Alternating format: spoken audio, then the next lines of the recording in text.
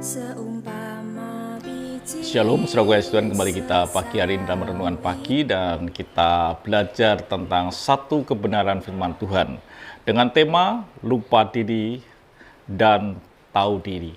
Dan kemarin kita telah belajar bahwa lupa diri itu bisa dialami oleh anak-anak Tuhan yang memiliki iman.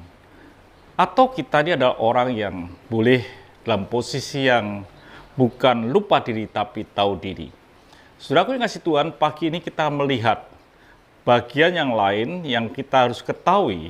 Di dalam Lukas 17 ayat yang ke-13 dikatakan, "Dan berteriaklah, Yesus Guru, kasihanilah kami." Ini teriakan dari 10 orang yang ketika melihat Yesus lewat, orang yang sakit kusta, dia berteriak, "Guru, kasihanilah kami." Dia menyebutkan bahwa Yesus adalah salah satu orang, salah satu rabi yang mampu menyembuhkan orang kusta.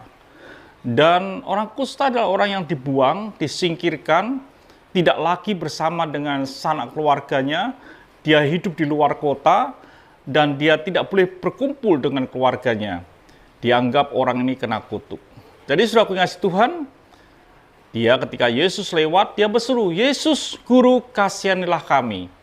Hanya Yesuslah yang mampu menyembuhkan sehingga orang-orang itu memohon belas kasihan daripada Yesus.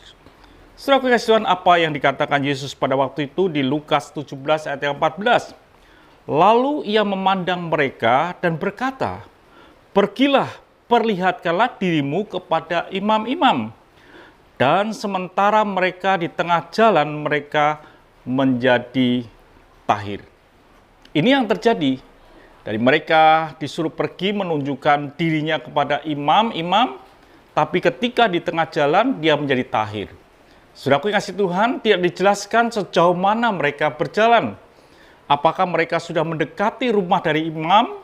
Apakah mereka masih di tengah-tengah jalan antara Yesus berkata dan ketika antara rumah imam?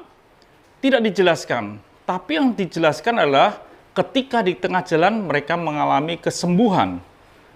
Yang menarik di sini saudara kasih Tuhan, dia mengalami anugerah, dia mengalami satu anugerah Tuhan yang besar, dia mengalami kesembuhan yang luar biasa. Disitulah kita harus belajar saudara kasih Tuhan. Ketika kita mengalami sesuatu anugerah, apa yang kita utamakan? Kita akan mencari legitimasi daripada imam bahwa dia sembuh, atau dia kembali kepada Yesus yang telah menyembuhkan dia dan dia mengucap syukur.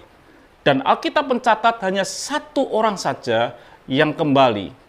Kalau orang mengutamakan legitimasi, pengakuan dari imam bahwa dia ini sembuh, kemungkinan dia tidak akan mungkin kembali menjumpai Yesus karena Yesus sudah lewat atau pergi ke tempat lain. Tapi seorang yang mengalami kesembuhan itu, dia kembali kepada Yesus.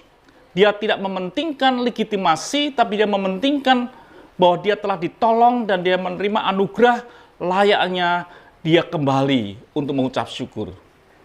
Dalam hidup ini, saudaraku yang kasih Tuhan, supaya kita ini tidak lupa diri, adalah kita untuk tidak mencari legitimasi, tapi kita mencari siapa yang telah menyembuhkan kita.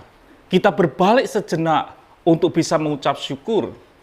Kalau kita bisa seperti ini, maka saudara tidak akan jatuh dalam kondisi lupa diri.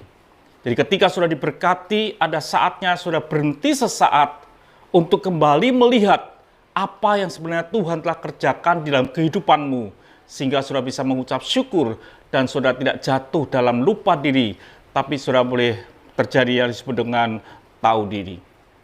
Biarlah dalam hidup kita ini ketika Tuhan memberkati hidup saudara, ada layaknya saudara tidak membutuhkan atau mencari pengakuan dari rekan-rekan yang lain, membuktikan saudara berhasil, bukan.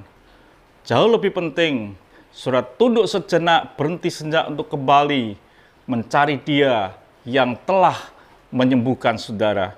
Itu yang sebenarnya saudara lakukan.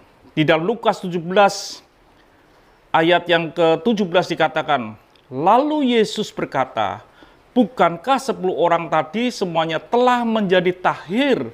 Di manakah yang 9 orang itu?